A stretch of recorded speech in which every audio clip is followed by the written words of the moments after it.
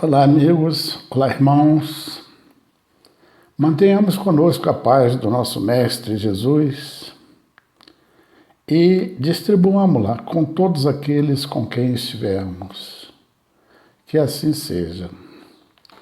Estamos aqui hoje para falar sobre um assunto que eu intitularia de Vale a Pena Casar?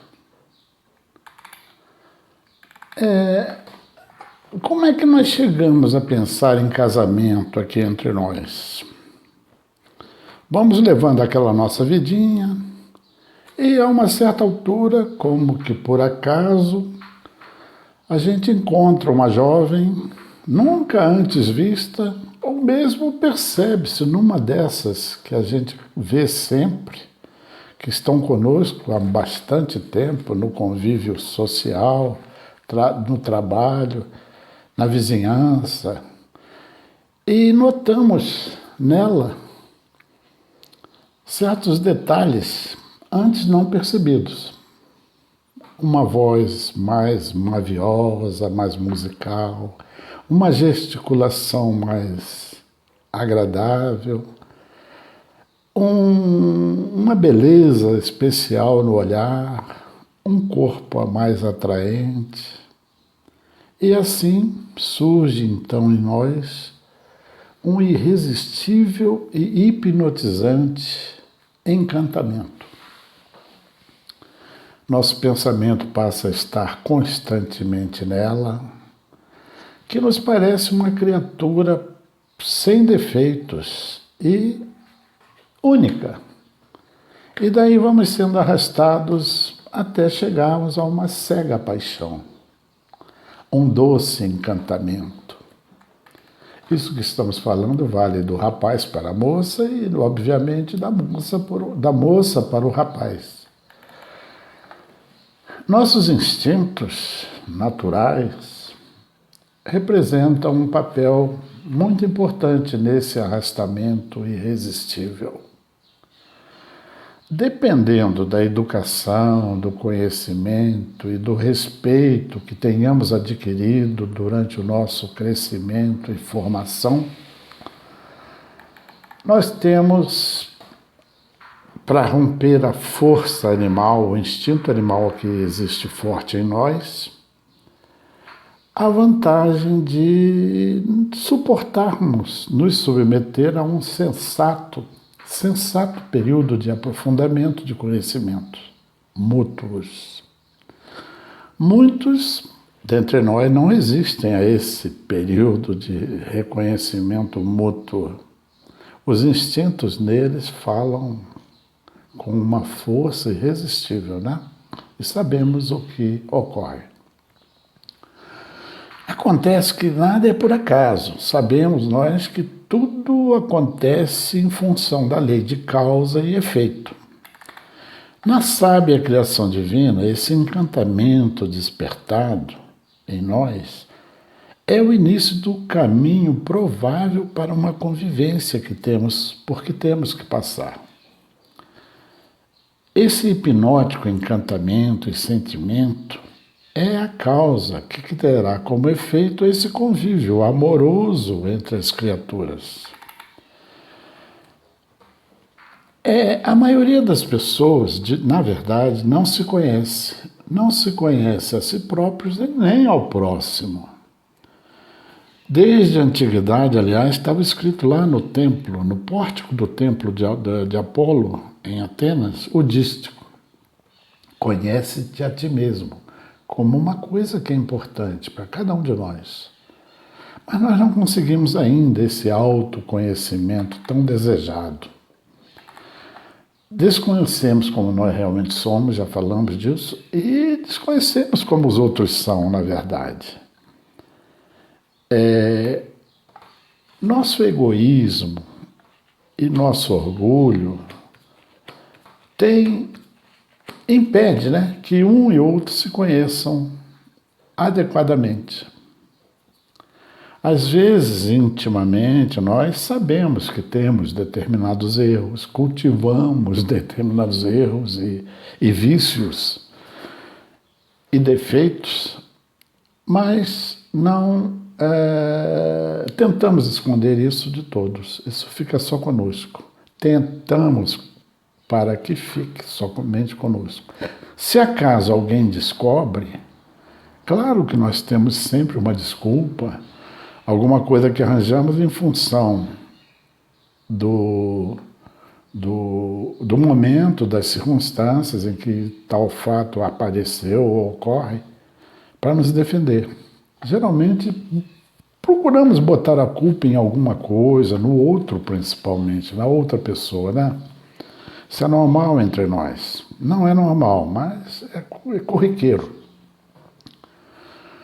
E mesmo reconhecendo que temos defeitos, nesses casos, nós não movemos a menor palha para que mudemos, para que nos transformemos, para que abandonemos esses erros e defeitos. Costumamos até dizer, naquela velha história de procurar uma desculpa, eu sou assim mesmo, não tem jeito, não vou mudar. Normalmente, quando emitimos um parecer ou uma ideia, levantamos, formamos uma ideia a respeito de outra pessoa, nós nos enganamos. Sempre erramos. O que pensamos do outro não é a verdade, não é a realidade.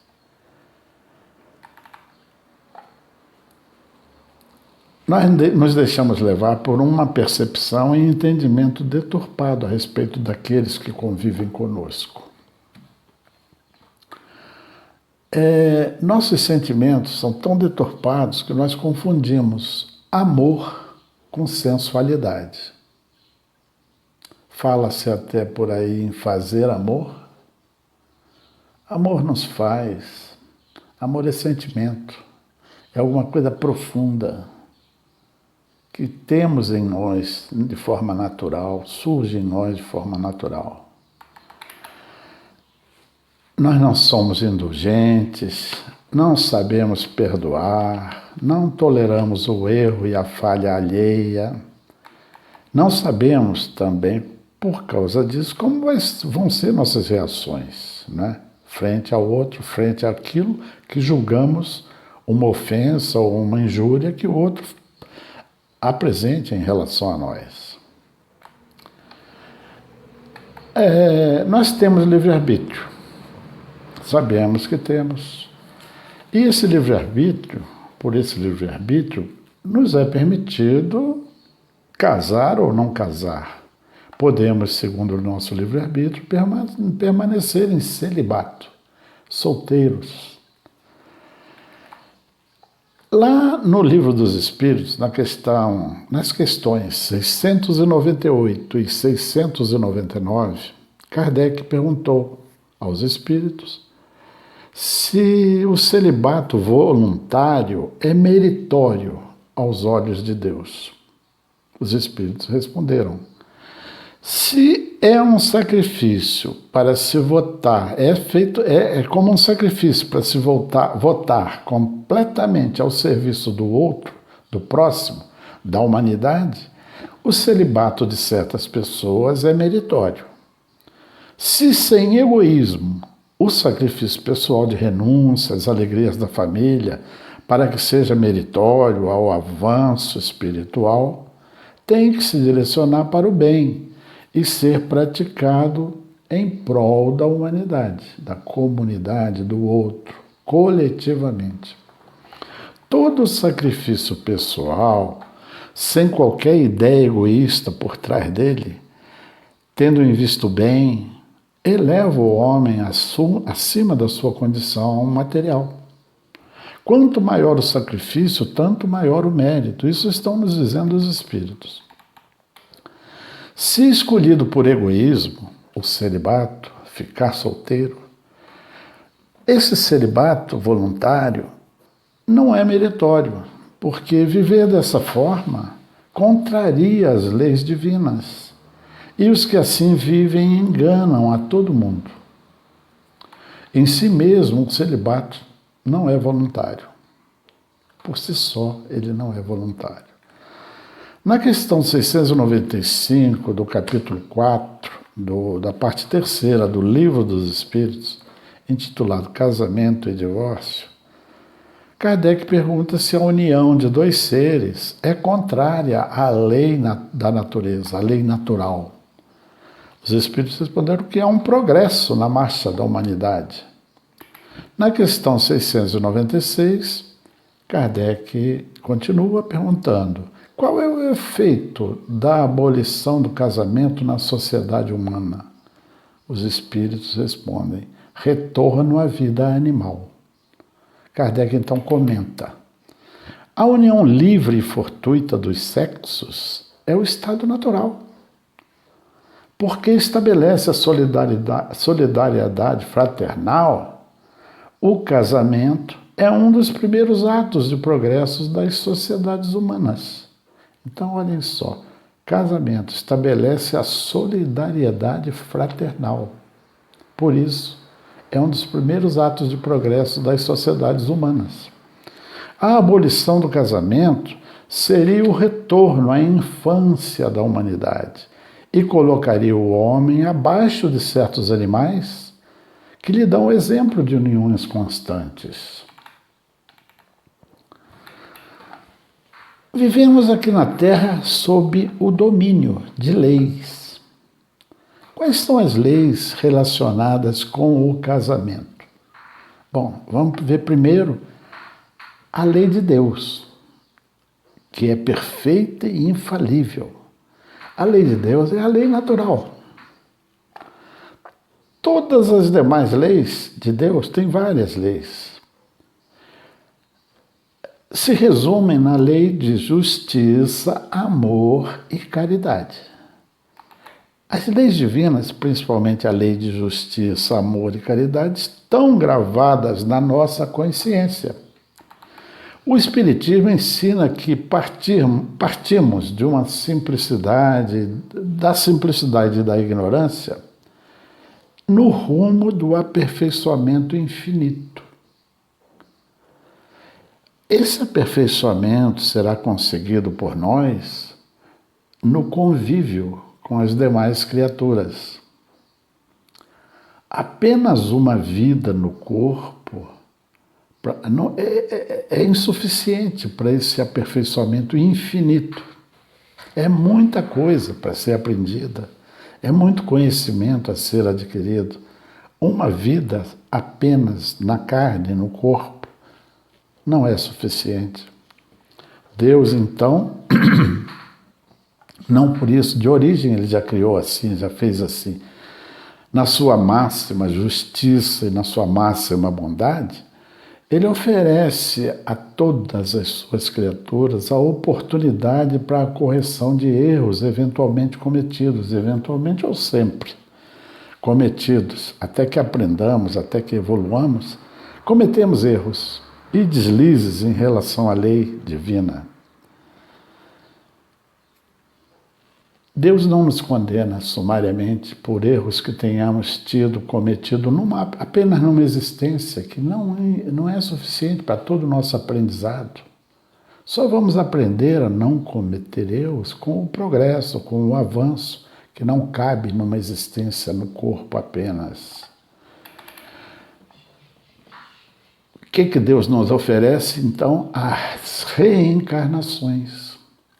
Estamos aqui agora em mais uma reencarnação concedida pela justiça e pela misericórdia de Deus, para que resgatemos débitos e demonstremos aprendizado e cumprimento da lei de justiça, amor e caridade como um requisito fundamental para o nosso progresso moral e espiritual. A primeira oportunidade encarnatória que temos é na família. Na família está o início da busca pelo convívio amoroso, pacífico e harmônico, feliz, que vai nos propiciar evolução moral, espiritual. Na família também acontecem os ajustes, reconciliações com os nossos desafetos, que sempre temos, inimigos. Depois da família, continua esse convívio sendo necessário em sociedade com os demais, as demais criaturas do Criador. No Livro dos Espíritos, nas questões de 818 a 821, aprendemos que justiça não é o domínio sobre o homem e a mulher. Não há justiça nisso. Esse domínio, se existente, é injusto e cruel. Homem e mulher foram criados com conformações apropriadas às atribuições de cada um.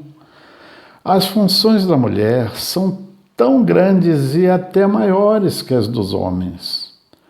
É ela quem nos dá as primeiras noções da vida. Homem e mulher têm funções diferenciadas, mas os mesmos direitos. Essa é a grande justiça divina. A lei é de justiça, amor e caridade. Já falamos da justiça. Vamos falar de amor e caridade. Caridade é o efeito do amor ao próximo. Não existe caridade como efeito se não houver a causa, que é o amor ao próximo. Só existe caridade se houver amor ao próximo, que é expresso pelo bom convívio e a cooperação e a ajuda entre as pessoas. Não existe caridade se o foco é unicamente material. Amor é um sentimento espiritual. Leis divinas. Vamos ver agora outras leis. As leis humanas. A legislação civil dos homens. São leis imperfeitas, enquanto as de Deus são perfeitas e infalíveis. As dos homens, pela sua natureza falível e imperfeita, em evolução, em desenvolvimento ainda, elas são imperfeitas e falíveis. Elas se baseiam começaram lá com aqueles códigos antigos, a lei de Italião, o código de Hammurabi, as leis mosaicas de Moisés, o direito romano, e chegaram até hoje a nós na lei dos homens, as leis civis. São imperfeitas e falíveis, como falamos, e por isso precisam ser atualizadas, revisadas na medida do necessário, na medida em que se evolui e dependendo das circunstâncias do momento em que elas têm que ser úteis, ser aplicadas. A família, para ter direitos e deveres entre todos os seus membros, precisa ser fundada em leis, nas leis civis. Sem legislação surgem injustiças sociais nas famílias. Homem e mulher, então já falamos, têm direitos iguais. Ambos têm a inteligência do bem e do mal e a faculdade de progredir, como criaturas do Criador. São iguais perante a lei de Deus. Temos então também agora as leis da igreja, ou aquilo que a igreja impõe a seus seguidores como regra de conduta, como mandamentos a serem obedecidos. Como é que surgiram as leis da igreja? Surgiram através daqueles iniciados, os sacerdotes, os pais da igreja, que foram instituindo os dogmas, rituais, símbolos, sacrifícios, sacramentos. Seres humanos, eles que são. Então, com a visão material, distanciada do que interessa ao futuro da humanidade. Homens falíveis, decisões falíveis e interesseiras. Indevida complicação, eles adicionaram a simplicidade do Evangelho. A Igreja impõe que a união do homem e da mulher, realizada segundo o seu ritual no sacramento do matrimônio, tem a bênção de Deus, constituem uma só carne que não separe o homem o que Deus juntou. Essa é a determinação humana, consequente da letra, de escritos atribuídos a Marcos, Lucas, Paulo, que a igreja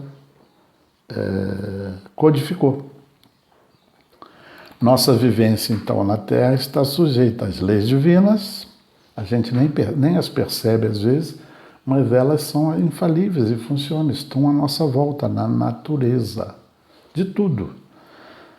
As leis civis que governam nos dão direitos e deveres para o respeito mútuo, a boa vivência entre nós, e as leis ou mandamentos da igreja, né? O que se espera no casamento? Pela visão uniencarnacionista de uma vida só no corpo de carne,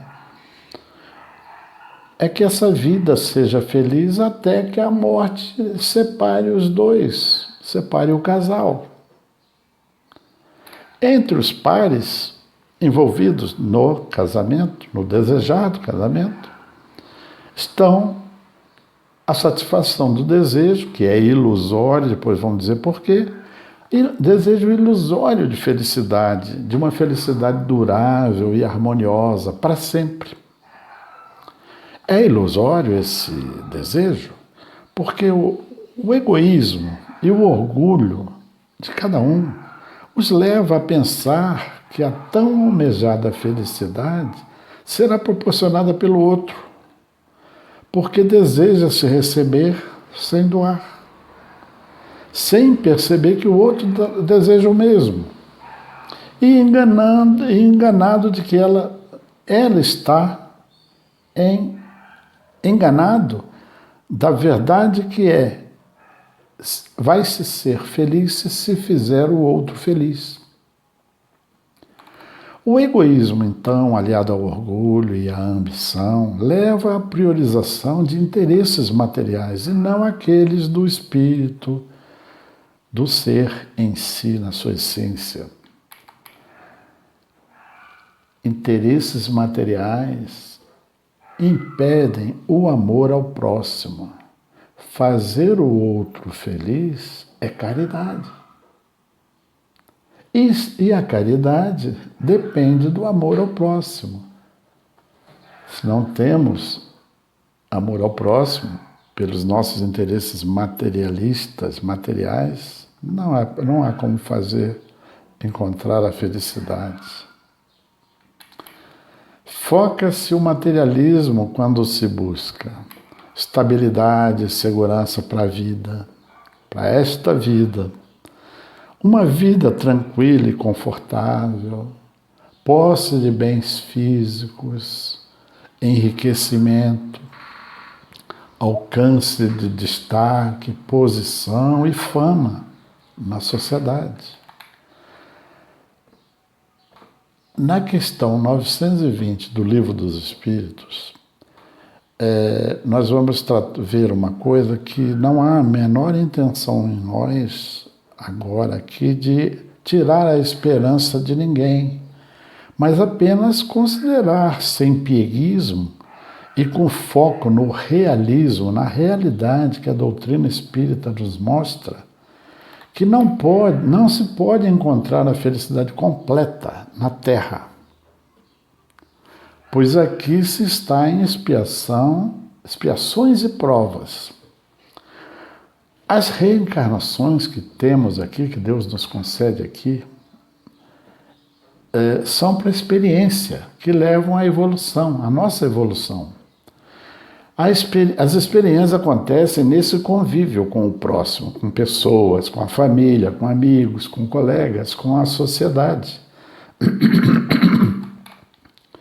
As expiações são geralmente difíceis e destinadas a resgate de erros anteriormente cometidos. Vou tomar uma aguinha aqui para...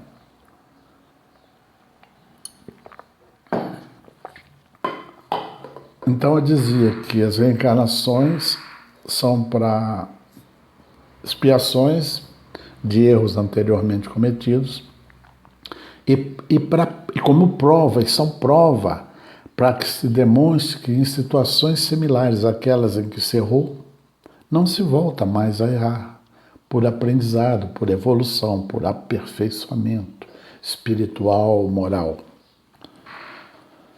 Pela justiça perfeita e infalível de Deus, só depende de cada um suavizar esses seus males durante as expiações e provas, para que seja alcançada a felicidade possível.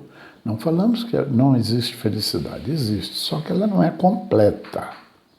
É a possível que consigamos.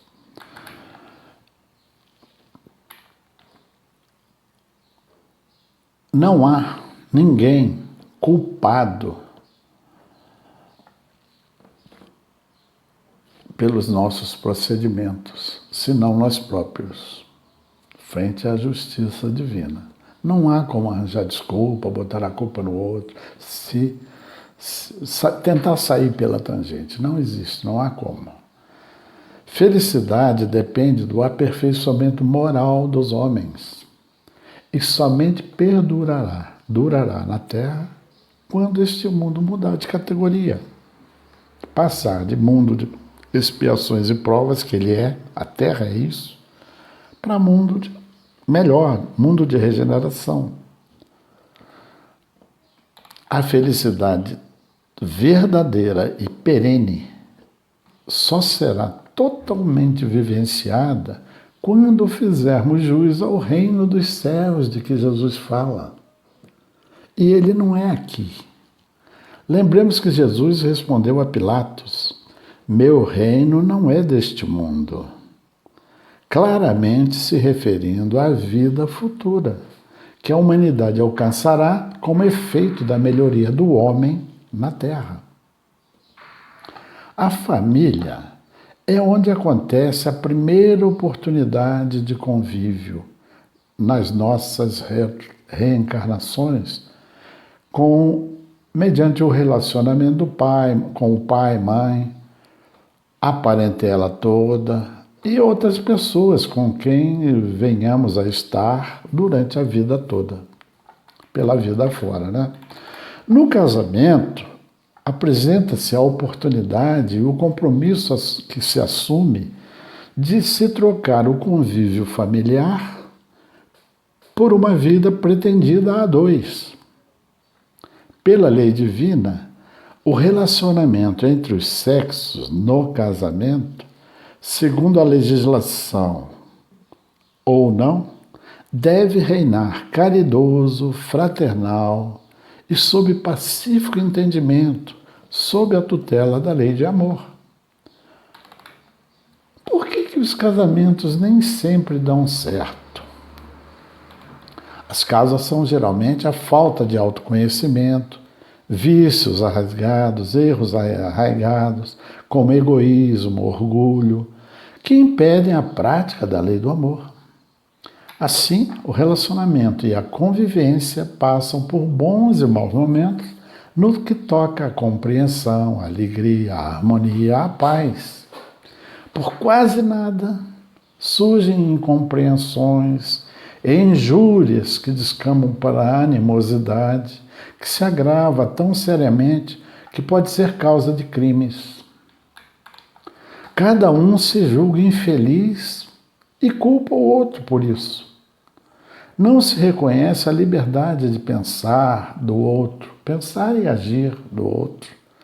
Ignora-se que amar verdadeiramente o outro é pensar nele antes que em si, aceitar o outro como ele é, ser indulgente com os possíveis efeitos e erros que ele venha a cometer. É esquecer-se de que todos precisam de indulgência. É sentir-se feliz com o bem que se proporciona. É perdoar. Tudo isso é amar verdadeiramente. Nós ainda não aprendemos a perdoar adequadamente.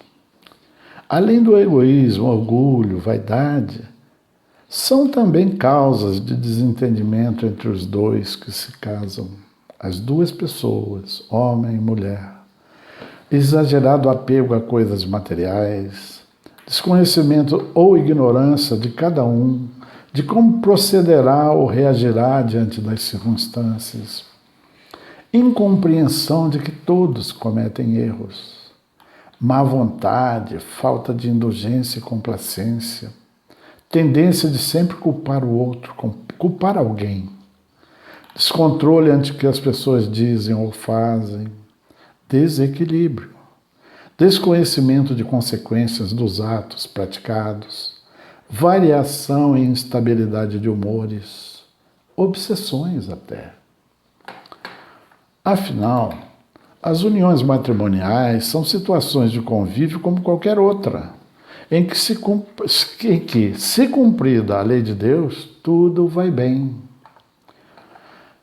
Casamento é indissolúvel?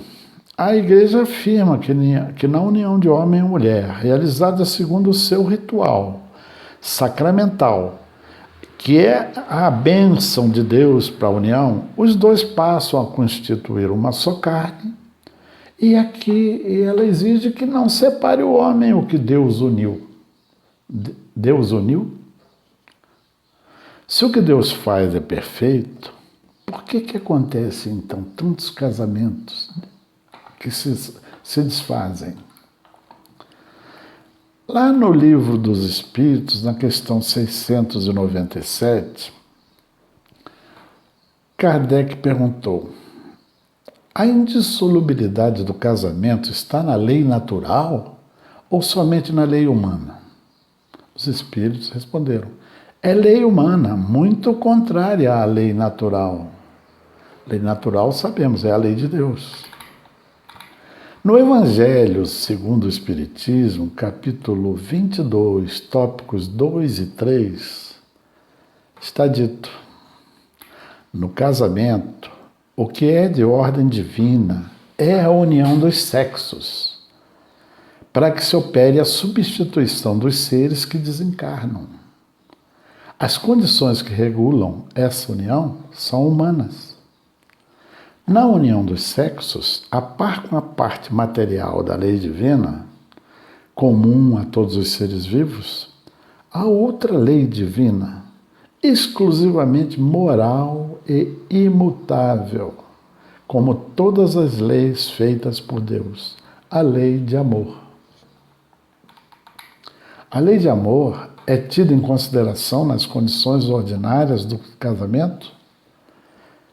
Resposta: de modo nenhum. Não se leva em conta a afeição de dois seres que, por sentimentos recíprocos, se atraem um para o outro, visto que as mais das vezes essa afeição se rompe. O que se cogita quase que geralmente é a satisfação do orgulho, da vaidade, da cupidez e todos os interesses materiais. Nem a lei civil, nem os compromissos que ela impõe podem suprir a lei de amor, se esta não presidir a reunião.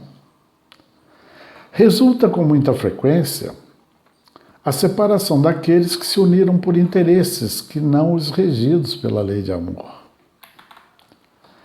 Pela lei de Deus, o casamento deve ser fundado na afeição entre os seres que se unem. Na grande maioria dos casos, as uniões se fundamentam em superficial conhecimento, surgido de um breve convívio em que a natural, mas superficial afeição surgida é conduzida ou magnetizada por vislumbrados dotes, sempre disfarçados pelo próprio egoísmo, orgulho, vaidade, ambição, sensualidade e condições outras, como beleza, vigor e outros tantos, afastados todos do verdadeiro amor, único capaz de levar a uniões fraternas e duradouras. Na questão 939 do Livro dos Espíritos, os Espíritos informam que há duas espécies de afeição, a do corpo e a da alma. acontecendo com frequência tomar-se uma pela outra. Quando pura e simpática, a afeição da alma é duradoura. É efêmera a do corpo. Acontece bastante de os que julgavam amar-se com eterno amor passarem a se odiar quando se desfaz a ilusão inicial. Muitos são os que acreditam amar perdidamente, julgando apenas pelas aparências, mas que, obrigados a conviver, a viver com as pessoas julgadas amadas, não tardam em reconhecer que só experimentaram encantamento material. Não basta se enamorar da pessoa de quem se agrade e em quem se supõem belas qualidades, vivendo com ela e em se tendo o convívio com aquelas qualidades essenciais, ou seja, praticando-se efetivamente a lei de amor, é que poder-se-á chegar à condição de apreciá-la, apreciar aquela pessoa. Deve sempre se ter em mente que é o espírito quem ama e não o corpo. Por isso não se faz amor. E que, dissipada a ilusão material, o espírito vê a realidade. Determinações da Igreja prendem-se mais à letra do que ao sentido espiritual, simples e profundo dos ensinamentos superiores. Se nos casamentos for buscada a satisfação do orgulho e da ambição, mais do que a aventura de uma afeição mútua, sofre-se, então, a consequência da ausência da simpatia que o amor permite. Irmãos, e o divórcio? Olha, se a lei de amor não preside as reuniões entre dois espíritos que no fundo não se conhecem, cada um a si próprio, e muito menos ao outro, mas que pretendem seguir pela vida juntos, guiados apenas por interesses pessoais, materiais ou sociais, sem atenção à lei de amor, não existe lei civil, nem tampouco compromisso por ela determinado, ou assumido por promessa ou juramento, que impeça a separação daqueles que, se obrigados à continuação da união, passam, na verdade, a conviver em união forçada. A lei civil humana do divórcio atendeu à necessidade de libertar pessoas cuja convivência se tornou difícil e penosa pela falta de simpatia, de união, de admiração, respeito, e que transcorre plena de dissabores, amargores e desentendimentos, capazes até de levar a consequências graves, caso mantida a obrigatoriedade da convivência. No Evangelho segundo o Espiritismo, capítulo 22, tópico 5, vemos: o divórcio é a lei humana que objetiva separar legalmente o que de fato está separado. Divórcio não é contrário à lei de Deus, pois que apenas reforma a lei dos homens da Igreja. E só é aplicável aos casos em que não se levou em conta a lei divina. Com o divórcio, pode-se evitar consequências mais sérias para essa união, como crimes, e interromper situações de subjugação à dor e infelicidade, que a abstração à lei do amor, a única que garante a durabilidade, a única garantia, de durabilidade para a união dos seres e condição que leva à obtenção de verdadeira felicidade, lamentavelmente, não sem marcas. Então o divórcio separa o que já está separado, onde não foi levado em consideração a lei de amor, lamentavelmente também não sem deixar algumas marcas. Os obstáculos ao cumprimento da lei divina promanam da natureza atrasada dos espíritos sobre a terra. Os prejuízos todos decorrem da natureza do homem e não da lei civil. Esses prejuízos, naturalmente, desaparecerão com o progresso moral, que abrirá os olhos dos homens para os males, as faltas e os crimes que decorrem de uniões contraídas com foco unicamente nos interesses materiais. O atual aperfeiçoamento e progresso que a civilização vem alcançando já faz começar a perceber que é mais humano, mais caridoso, mais moral, restituir a liberdade a dois seres que não podem viver juntos, do que mantê-los encarcerados em prisão indissolúvel, que vem sendo a causa do aumento de reuniões irregulares. Para a conclusão aqui do que estamos falando com vocês, irmãos e amigos, vamos ver, nós abordamos aqui o celibato, o significado do casamento e do divórcio. Vimos a importância e o significado do casamento, que, sob o ponto de vista espírita, é avanço civilizatório. As leis atuantes sobre nós, divinas, perfeitas e infalíveis, as leis civis, infalíveis, mas ajustáveis conforme as necessidades e as imposições religiosas, todas elaboradas por homens. Né? Por isso, falhas, precisariam de ajustes, sempre. Foi abordada aqui a principal lei influente sobre o casamento, que é a lei de amor.